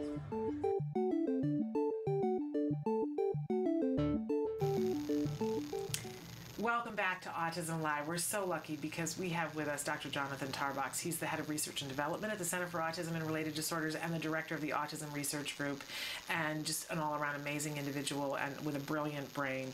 And we so welcome you. We call this Science Beat. We don't refer to it that often as being Science Beat, but we appreciate your scientific brain to be with us, sometimes to sort through some of the things that make headlines and such. But we also have been utilizing you lately because we've had so many questions that have been coming in on the live feature. So we're going to start by asking you a couple of questions, if that's okay. Sounds great. Let me warn you, I'm getting over a cold, so I might have to cough. Oh, bless your heart. Whatever you need to do. We appreciate you being here. There you go. See? Do we need to get you some water? No. Okay. All right. So I'm going to start with this one. Hi, my son is 4.5, and a new speech therapist is recommending a PECS system. Okay. He has language and uses mostly I want, I need, get me, and some questions, but still not too creative. He uses the I want and I need to begin most of his sentences. We started ABA 6 months ago, but had to change the BCBA because she wasn't taking data. I know. I should have prepared you for this one ahead of time. Okay. Because already there's a bunch of things going on in my head, and I just want to run them by you. So it's been 2.5 months that we have had quality ABA. He is in typical preschool, 15 hours a week, and has 25 hours of ABA. Okay. And she continues on to say, so the ABA therapist and none of the other speech therapists during early intervention recommended PECS, so I'm torn on what to do. What are your thoughts on using PECS for a kid that is not conversational? He has been using words since he was 2, but he still doesn't speak in complete sentences or able to have a conversation. I feel like his language hasn't taken off despite him having speech since the age of 2. Okay. Well, there's a lot in there. Should we start with PECS or should we start with data? Well, let's start with data only because it's the glaring big thing here. But don't you want to hug this mom for having the wherewithal to have realized this is not the BCBA? Yes, exactly. And it's shameful that you as a parent should be the one who had to notice that the professional did not do one of the procedures that is the most defining hallmark features of what we do in ABA, which is take responsibility for our effectiveness with data, by collecting data, measure whether or not we're actually producing useful outcomes. So it's just a travesty if the BCBA was not collecting data. And there's lots of different ways to collect data, right? And there's not necessarily a right way or a wrong way, but not doing it at all is definitely the wrong way. Well, and you weren't here with us yesterday when we had somebody who wrote in and talking with Dr. Grampachet about the school where her child is, that she asked, can I see the data that you're taking on things? And the school told her that in their district, they deal with 500 kids who are special needs and they can't possibly take data on all of them or have a place to keep all the data. Wow. And that was, my reaction. I was like, oh my, lions and tigers and bears, oh my, right? Yeah, absolutely. But the reality is that you are going to run into this from time to time. It's shocking from a BCBA. Yeah. It's shocking from a school too, but we sort of go, oh, okay, they need to be educated on this. But there is a board because you're a board certified behavior analyst who is supposed to oversee these kinds of things. Is it something that she could report that BCBA about that, or is it even worthwhile? I don't know enough about this situation to really make a recommendation on whether or not she should report the person.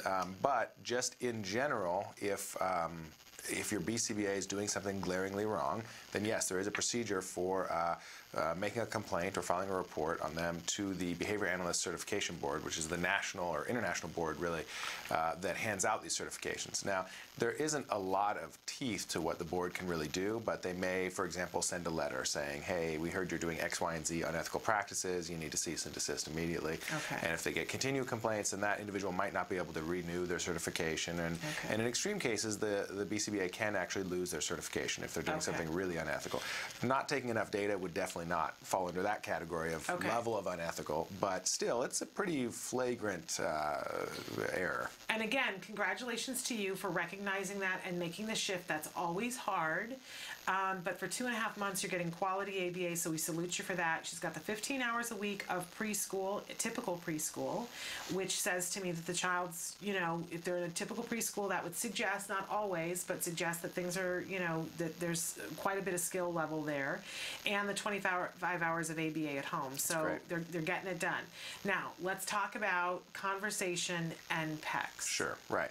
So should we define what PECS is, first of all, for people who don't? Do you want to do it? Or Sure, I don't mind. Yeah. So PECS stands for the Picture Exchange Communication System, and it's a means of communicating with others by handing over pictures or icons or printed flashcards rather than talking, or in addition to talking with vocal speech. So it's just a different type of alternative means of communication. There's quite a bit of research to show that it works. It's been used for, probably more than 20 years now with kids with autism and other developmental disorders. We use it a lot here at CARD. But it's not for everybody, and there are specific situations in which a clinician or a BCBA would think, okay, yeah, now we might want to try PECS. Right. And at CARD, at least our perspective, and my personal perspective is, usually you start considering PECS or some other form of alternative communication if the child isn't making progress learning basic requests or basic ability to imitate language at all.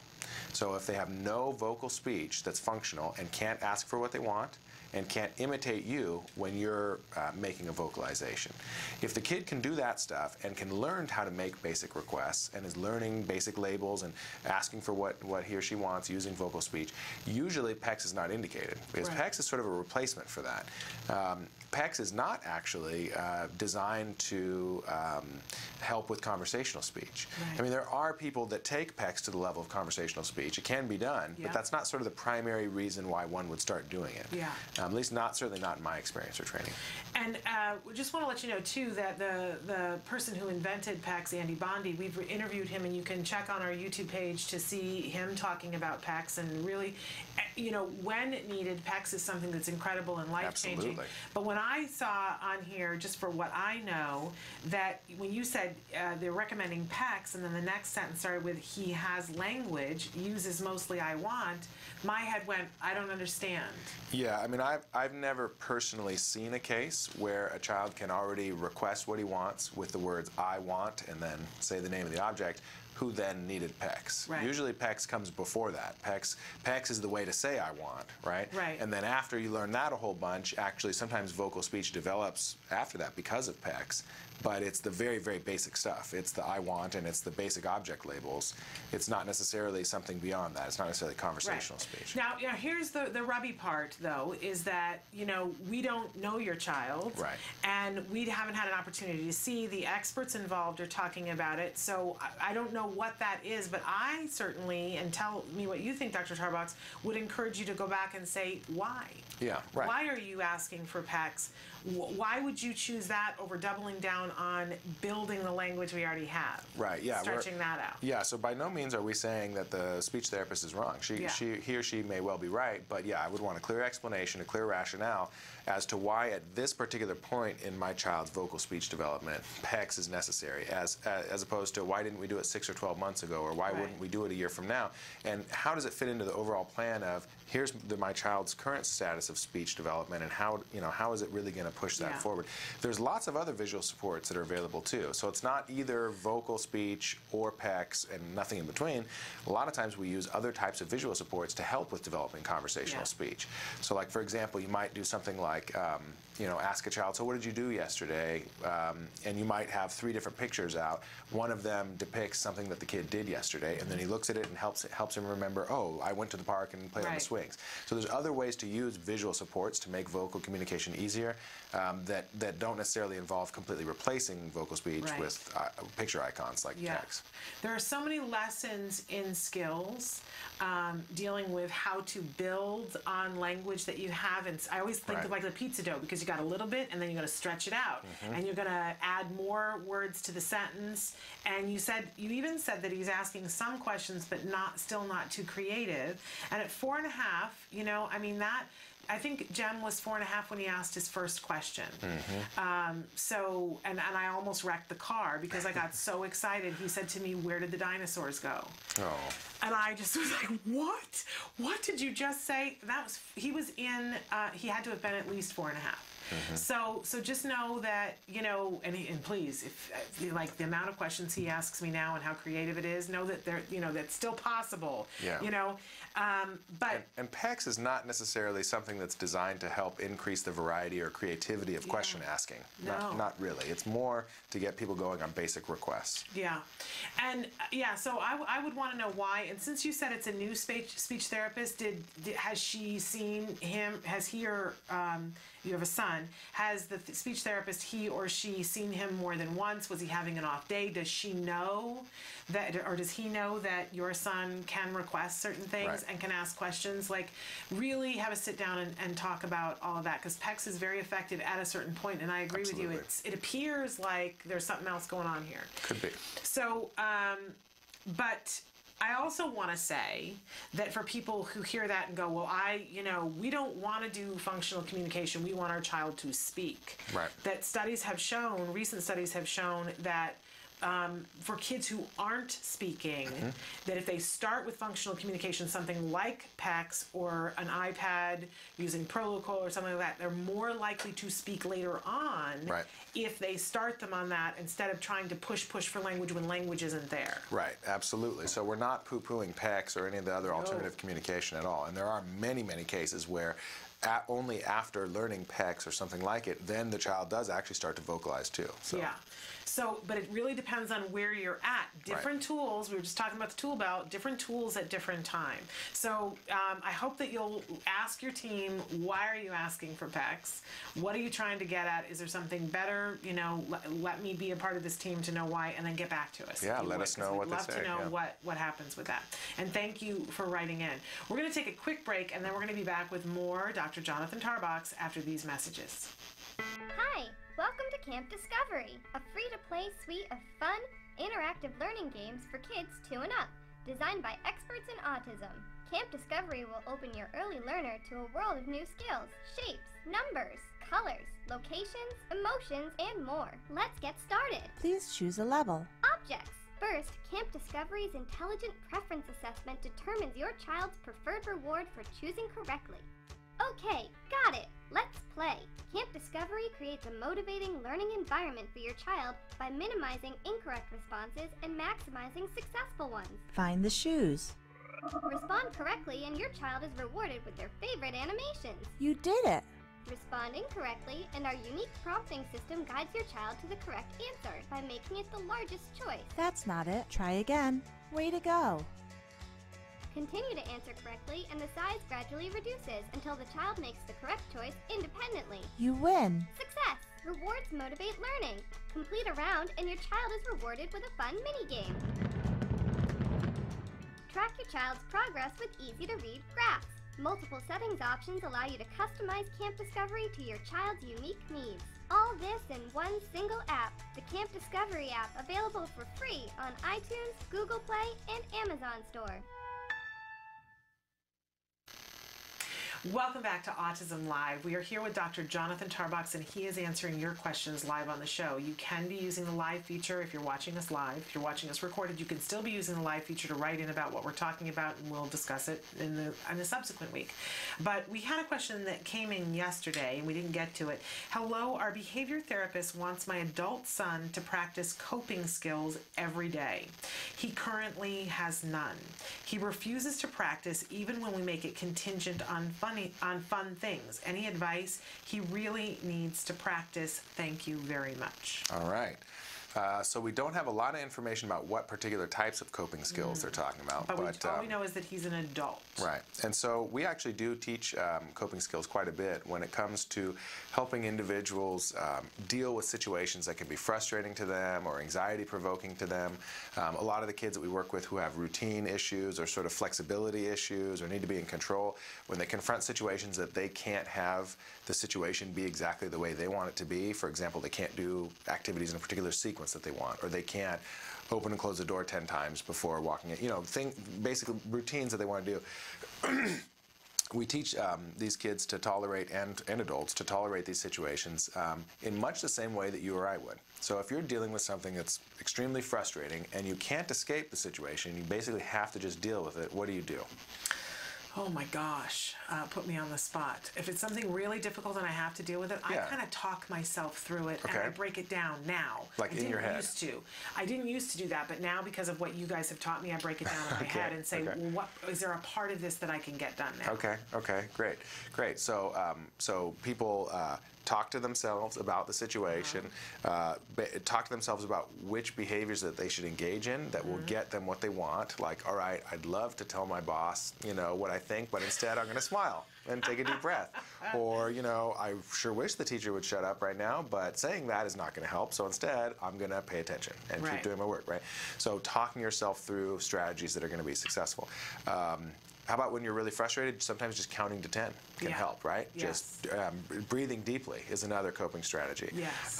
So imagining something less frustrating can be another coping strategy, right? So all these different, you know, even like wringing your hands or, you know, squeezing a stress ball, these types of things. So all of these are behaviors that we do in the moment that can make whatever is undesirable or frustrating about the situation be a little bit less so. Yeah. And we think that it helps us behave more effectively in the situation rather than flying off the handle, right? Yeah. Whether or not it actually helps, I don't know, but it makes you feel better in the moment, and even if just for that reason, it's probably worth doing, right? I like to take mental vacations, and some people call it meditation, but I think other people's meditation might be more effective than mine. But even when they would make fun of me when I was in graduate school if I used to love to bake. Okay. And if I didn't have time to bake, then I would mentally bake. You would imagine baking? I would imagine baking, that I could be someplace in a break, and instead of, you know, focusing on everything that was going on around me, I would mentally bake cookies. And so if I was checked out, everybody would say to me, "Are you baking cookies? What kind of cookies are you baking right now?" And I'd go, "Chocolate chip." And that's really funny. that, I love it. you know, and now when I don't mentally bake cookies anymore because we're all gluten-free, sugar-free. So now if I'm really stressed, what I do, I take a mental vacation and imagine winning millions of dollars in the lottery, and what would I do with it, and have elaborate plans about what would I do with millions of dollars. Yeah, and I find that my mood is always better, and I don't actually have to get the $1 million check. Right. I just feel better. It's just something to do in the moment that makes you feel a little better. Especially stuck in traffic, I am spending money and giving money away, and people will see me grinning in the car because I'm just so happy that I'm mentally giving money away. I love it. It's great. It's a fabulous thing to do. It relieves stress for me. So what this mom wants to do is help her son establish something like that, right? Yeah. But maybe part of the problem, and of course we don't know your son, and we don't know the specific coping strategies or the methods you're using to have him practice, but what it sounds like could be a possibility is that the particular strategies are just sort of non-preferred, not something he's interested in, right? Or it could be the way that the therapist or you are presenting the request to practice the strategies. Maybe something about that request feels a little too demanding or frustrating to him. Maybe if you could turn it into a game in some way, or maybe if you can make the coping strategies oriented towards something that he's really interested in, right? So just, you know, counting to 10 in your head, fine, maybe that's kind of boring, but maybe imagining your favorite cartoon character, or imagining your favorite movie, or thinking about the last vacation you went on. Any of those things might be just kind of more preferred and more enjoyable for him to do. So those are some thoughts. But I definitely think we're somewhere in the neighborhood of, because when you say to me he needs to practice and he won't, I immediately think he doesn't like the practice. And so how do we make him like the practice? Yeah. He may not know that it's practice. Right. Is there a way that we can find that would be, he doesn't even know that would be perfect, right? So make the practice itself fun, and if you can't figure out how to do that, or if that's not enough, then you add on some kind of reinforcement, right? Some kind of reward, which it sounds like they're doing. They're making other preferred things contingent on, it sounds like. Yeah. And that's a great start, but again, maybe it just needs to be either a bigger reinforcer, or the practice itself has to be more fun. Yeah. If we could just always remember that with all things. Sometimes that seems overwhelming. Yeah. But it isn't if we break it down. Right. I frequently think about your phrase about how do you eat an elephant one bite at a time. One bite at a time. So find one thing that he enjoys doing and don't tell him it's practice. There you go. Okay. I want to address this. Hello, we're from Cleveland, Ohio, and we have been raising our 12-year-old grandson. and he has been treated for bipolar ODD, I'm thinking probably OCD, and temper control power roll. But we've been angry because we had no idea about Asperger's and autism. Now we're going to another doctor that we've been concealing for the past, I guess, I'm not sure whether they're going to that doctor now. Maybe that there's something about being concealing. It's not entirely clear here for the last 2 years. But they're going through a lot. I'd like to know about ABT and such. They want him to get a 504 plan. But since I don't have legal papers about autism, do I have to have a medical doctor with a paper about the OCD or something else? And they said they don't know what to say to the child without him crying, yelling, and begging. And they say that we are the grandparents, and again, they don't know that much about autism, and they don't know that much about support groups for their family. Okay. And they have given us their email address so that I can get back to them. Yeah, and I'll email you some support groups that you can talk to. You are by no means the only family member that has taken over a situation. There are other grandparents, and we've had Danny Bowman on the show before, who is the most brilliant artist, has her own film studio, is a published illustrator and author, teaches classes around the world. I think she might be 19 now in college, and her aunt is who took over and was the person who was instrumental in her life and helped her to get access to all the things. So you are not alone in that respect, and congratulations to you, and we thank you for stepping up and being the person in this young person's life. So a lot of different things here.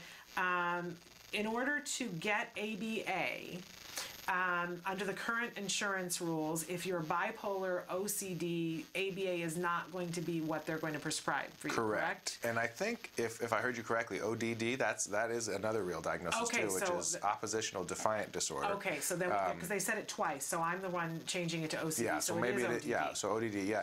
But again, medical insurance is probably not going to fund ABA treatment for ODD or for OCD or for bipolar. And so, if the individual does actually get an autism spectrum diagnosis, then that would help get insurance funding for ABA treatment. Now, it depends on the state. Now, I'm forgetting off the top of my head if Ohio has a mandate. They do have a mandate. Okay, great. I'm almost positive. I'm going to start to look, but I'm pretty sure. And regardless, if they contact the 1-800 number, they can put them in touch with all the right people to talk to regarding figuring that stuff out for each individual state. You can call the card 800 number, and Kelby, have you got that you can put up? Or I can bring it up here in a second so that you'll have that number, and you can call them and speak to them about what insurance funding that you may or may not have. But you have to get a diagnosis at some point, right? You have to go and be seen by somebody that has the ability to. Kelby, are you? Okay. We've got the website, which has the 800 number on it, and then we'll put the 800 number up in just a second. Okay. So really important that you get the piece of paper if you want to do ABA. Right. And honestly, it sounds like ABA might be something that could really help this young individual. Yeah. And then in terms of the 504 plan, here's what I want you to know. And you can chime in too as well, that you can have an IEP or you can have a 504 plan, and they have different requirements around them. But if you get an Asperger diagnosis, you'll get an IEP. Probably an IEP. And in some cases, that's just easier to deal with. It's something that's more familiar. A 504 plan is something that you can do if you don't get that diagnosis. If you've got the bipolar or the ODD, you absolutely qualify for a 504 plan, and you can ask your school to do that. But I would almost caution you, see how quickly you can get an appointment to be seen to get a diagnosis if in fact they have Asperger's, because it will open more doors for you. Right. Oddly enough, schools are more equipped to deal with Asperger's than they are with the other stuff. Yeah. Isn't that frightening? Yeah. But that's the case. Okay, and so we're going to put that up on the screen, Kelby? There it is. There's your 800 number up on the screen that you can call them and ask what kind of funding that you have available for ABA. But it will require that you get a diagnosis. Got to get a diagnosis, correct. Okay. But also, in the meantime, I'd love to throw out there that you're saying, I don't know how to say no to my child without him crying, yelling, and begging. I want to encourage you to get one of the classes on IBT, Institute for Behavioral Training, and see if that's something that can help you. It's less than a $10 investment for you to watch a video, to watch people like Dr. Tarbox explain these things in length. There's one on compliance. There's one on challenging behavior. If you go to ibehavioraltraining.com, go to the Parents tab. There are other tabs there that you're welcome to look at. They're open to anyone. There's one for professionals and there's one for teachers. But I would encourage you, since you're new, start with one under the Parents tab. It's going to have less jargon in it. It's going to be meant for someone who's living with the person and dealing with all, because not only do you have to do this, but you have to do the dishes and the laundry too. Right, exactly. So anything that you want to say to them, and you've been a part of that. You did some of those videos. Yep. But yeah, I was going to mention that too. And then the other thing, of course, too, is figure out, to manage your own stress and your own happiness right now, figure out one thing that he really likes to do and do it with him. Take 10 minutes every day to relax, take a deep breath, and have fun.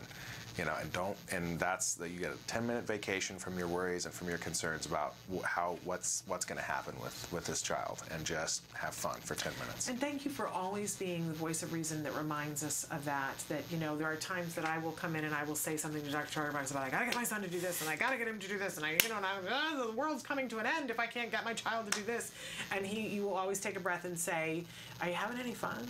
Have you taken him to do anything fun lately? Yeah, that's a critical component of life for all humans. It is, and it's something that I forget from time to time. I love being around Hank in the hallways too, because Hank, when we talk about compliance, Hank's thing is always, how much praise have you given lately? Yeah. And I go, oh, my child isn't being very compliant. I forgot to. Praise? Oh, right, praise. Okay, yeah, no, I'll do that. So if I could just line all of you up on a shelf and have those little dolls that just say things, you push a button on their sleeve and you say, remember to have fun, and Hanks would say, remember to praise, and how much happier our lives would all be, and how much more would we accomplish if we remembered to do those things. That's funny, I like that. All right, we're going to take a break, and when we come back, we're going to have Dr. Tarbox do one of our 2-minute answers to a question about screaming. So stick with us, we'll be right back. The Institute for Behavioral Training provides courses in applied behavior analysis for the treatment of autism. Access IBT e-learning videos on the move and learn at your own pace.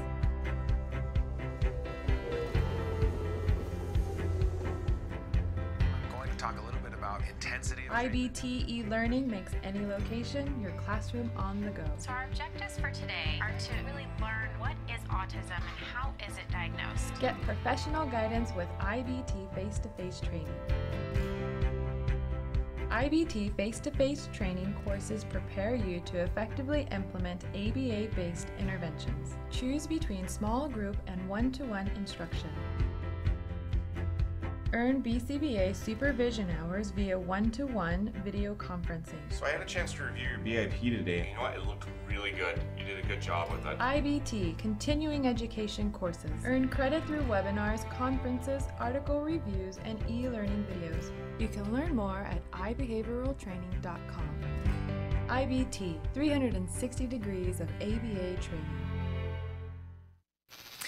Welcome back to Autism Live and to this segment which we call Science Beat with Dr. Tarbox. Dr. Jonathan Tarbox is here with us. He's answering your questions. We, from time to time, we have a challenge that we give our different guests to answer a question in a brief amount of time. We had a question that came in from a viewer. They want to know what to do about a non-verbal individual with autism who is always screaming. Okay. So, Dr. Tarbox. 2 minutes? 2 minutes. All right. Ready, set, go. All right, number one thing to do with any challenging behavior, including screaming, is first find out why the behavior is occurring. Let me repeat that. Find out why the behavior is occurring. The way that we do that is a functional assessment, also known as a functional behavioral assessment. The best person to do one of those is a board-certified behavior analyst, or a BCBA. So you do that first. You find out why the screaming is happening. It's likely either a form of self-stimulation, which is automatic reinforcement, meaning you kind of just, they do it because it's fun. It sounds interesting, or sounds like it's a noise that they want to produce, basically. And if that's the case, then it's basically like a habit that you need to replace with an alternative behavior that produces auditory stimulation. So give them something else to do. It could be singing. Well, in this case, it's nonverbal, so not singing, but it could be listening to music.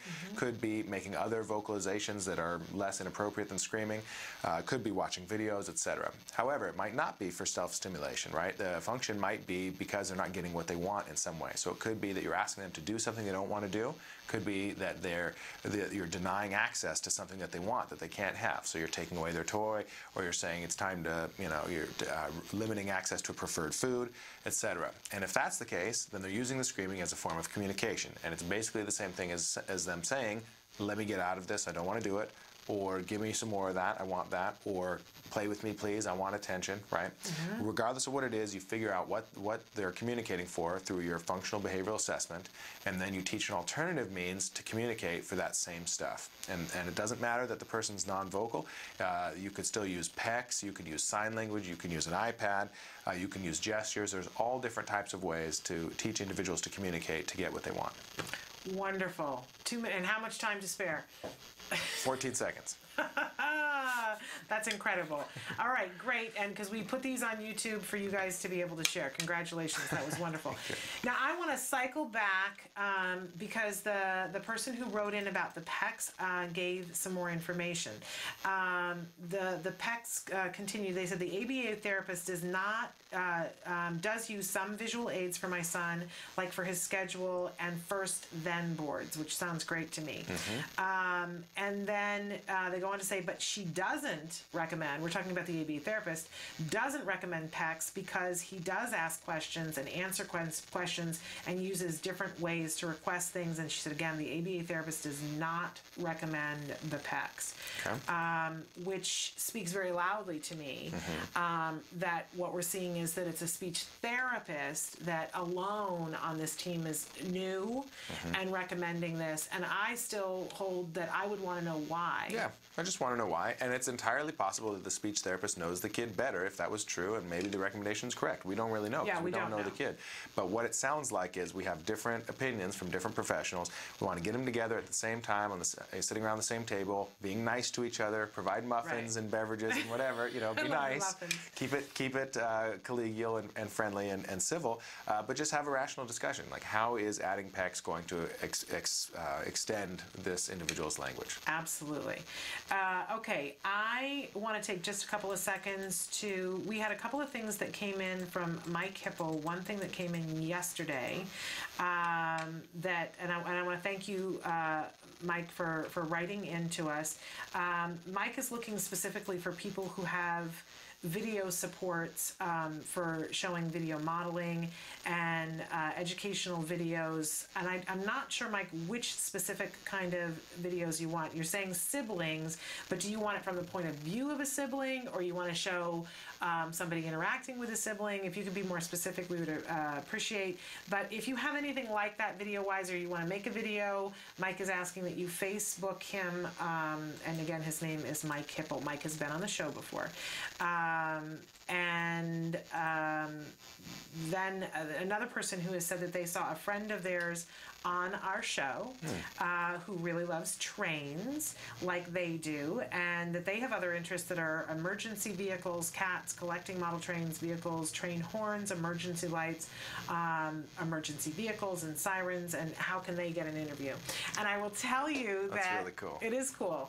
I think that that's really wonderful, and one of the reasons why we had your friend on was because he created a website. A young gentleman who is on the Autism Spectrum created a website that was for rail fans because he really loves trains. Very cool. And it's on Facebook, and people from all over the world have started sending him pictures of different trains and different train stations, and they get to post on it. And we thought it was something really remarkable that he took something that he had such an interest in and created something where other people could come and share their interests. So Fantastic. I see this list of things that you're really interested in, and what I want you to do is write to me about how you use that, your interest in that, to help yourself, because he did that to lower his anxiety. So I want to know, how are you using that interest to help yourself and to help other people, and then have them included in the thing that you're interested in. And then we can do interviews. We don't have to do Skype. It depends on where you live, but we have other ways of, and Skype accounts are free. So if you have a computer, you can download Skype for free. So we can work that part out. But write and tell me more about how you're using those interests. Okay. So I want to take just a second, because we're running out of time. We had a question. I was mentioning to you that we have a lot of people who are writing into us now in other languages. That's fantastic. That's great. That we have a new segment that is on is on our YouTube channel every Friday at 3 o'clock. Autismo y Familia, hosted by Juan Ronderos, and I'm working on my R because he says it so well. But anyway, so we had a question that came in French yesterday, and then we had another one in French today. So we're going to have to figure out how we're going to have a French segment. But the question was that it is somebody who is a student of speech in France, but they want to know the cause of autism. Right. Okay. And I saw that, and I said, don't we all? Yep. Don't we all? But what would you like to say to this young French student? Sure. So the short answer is we honestly don't know yet. But I would say all really credible leading scientists believe that autism is caused by a combination of some kind of genetic predisposition. And it's not just one gene. There's probably multiple different genes or genetic mutations that are involved. And then something else. And the something else part is, well, actually most of the genetic mutations we still don't know. Yeah. And the something else part, most of that we don't really know. Yeah. There's probably 500 different theories about what the something else is, but it's something that the baby or even fetus contacts in their environment that has that interacts with their genetic predisposition and causes either challenges with brain development and growth, or challenges with learning at very, very early stages. And that's honestly pretty much all we know. Yeah. And that seems to be far and wide what everybody has accepted, that there are these two components. One of the phrases that I heard first that came from Katie Wright, whose parents started Autism Speaks, she said, genetics load the gun and the environment fires it. Yeah, I like that. Yeah. I mean, it's probably never quite as simple as that, like A and then B. It's probably more like a complex web of different factors that push and pull each other over the course of months, maybe even a couple years. Yeah, you know? absolutely. But yeah, it's confusing and complex thing. But we continue to ask because we're human beings. We want to know what the answer is, and bright minds are continuing to try to work on that to figure out what it is. But what's, I think, more important is that, not more important, as important, that for our individuals who have autism, that we are working every day to help them to access the world in a way that's appropriate for them, for them to make the progress that they can. And obviously, you are a student of speech, and so you're going to be one of those people who's going to be helping people, and that's a great, great calling. And we appreciate the fact that you're, learning that and writing to us and helping me to use my translator on the computer to figure out what. Yesterday when Dr. Grandpachet was here, she could translate because she speaks French, but I didn't know if you did. I do not. So I went ahead and did that. And we particularly love that we're getting more and more questions that are coming in Spanish as well. But we encourage you that whenever possible to write in your questions and specify, and we'll have Juan answering those on Autismo y Familia. Again, and that's Fridays at 3 o'clock. A wonderful, wonderful addition to our show. Okay, I don't really feel like we have time for another question. Am I wrong, Kelby, or do you feel like we have time? We've got 3 minutes. Do you want to try to take one on? Sure, let's go for it. Okay, I was wondering if you can help us. My son has started having issues with one of his therapists. He refuses to play with the therapist, starts crying on any correction or redirection from him. I feel like the therapist makes our son anxious. He is absolutely fine with another therapist, us, or other people around him. My son used to really like this therapist, but for some time he had up and down relationships with him. We tried to pair therapists back, removed any corrective redirection, but our son still does not want to play with him. It's worth it to mention that our son does not like corrections and redirections from other, but can manage it, but becomes upset if being corrected by this therapist. I am trying to find the way to get out of this situation. Our therapist believes that our child behaves this way because he is more tough with him and challenges our son more than others. Please help. Aha, okay, so in 2 minutes or less. Yeah. Well, yeah, so it is possible that it's because the one therapist is placing a higher rate of demands, is more strict, basically, with the child. And if that's possible, then he's going to have to counteract that with a much higher rate of reinforcement, too.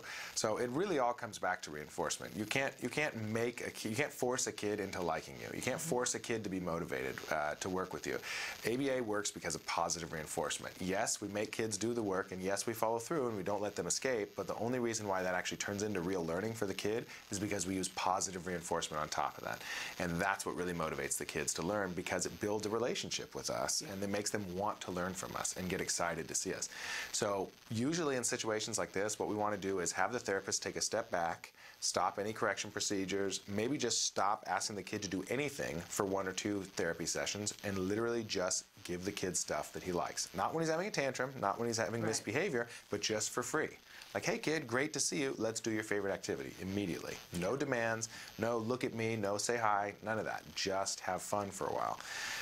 And then once you reestablish yourself as a reinforcer for the child, then you're able to fade back in the demands. Yeah. And occasionally, we just take a therapist off a case. Yeah. I mean, if it's just not working out relationship-wise, then we can change the therapist. I can think of 2 instances where we had this happen with therapists, and in one case we had them fade back and really work on the play, and it worked out great, and we were able to cycle back very quickly, and another where it didn't work and we had to change that therapist out of the team. So try it, see, and write back to us and let us know what happens, and bless you for asking that question. It's a great question. And remember that it's not personal. It's not personal for the therapist, and it's not personal for your kid. This is about your kid making progress. You do what you have to do. We're totally out of time, but I thank you so much for being here. It's ours, I assure you.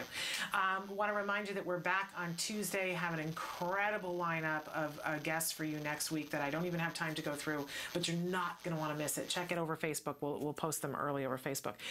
We'll be back on Tuesday. Until then, please give your kiddos a hug from me. Bye-bye for now.